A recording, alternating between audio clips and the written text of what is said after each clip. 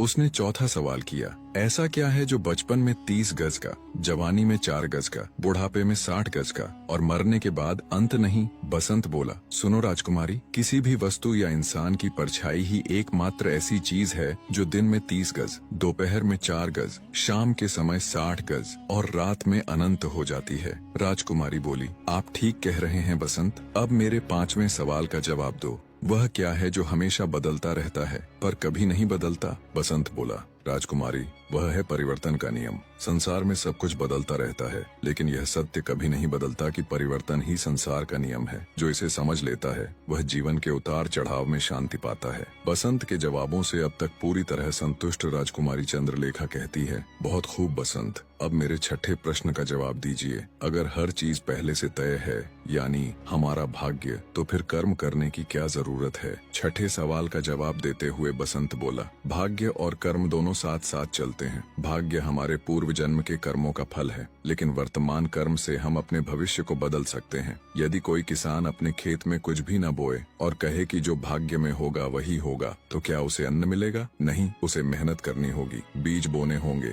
पानी देना होगा, तभी फसल आएगी। इसी तरह कर्म हमारा प्रयास है और भाग्य उसका परिणाम। बसंत की एक बार फिर से सराहना करते हुए राजकुमारी चंद्रलेखा ने अपना 7वां प्रश्न किया, मनुष्य को इस संसार में सबसे बड़ा धोखा कौन देता है? बसंत बोला, हे राजकुमारी, मनुष्य को संसार में सबसे बड़ा धोखा उसका अपना मन ही देता है। मन ही वह शक्ति है जो हमें सत्य और असत्य, मोह और वैराग्य, प्रेम और घृणा, सुख और दुख के बीच उलझा देती है। मनुष्य सोचता है कि बाहरी दुनिया उसे धोखा देती है, लेकिन वास्तव में बाहरी दुनिया केवल एक दर्पण मात्र है। जो कुछ मन में है वही संसार में प्रकट होता है। बसंत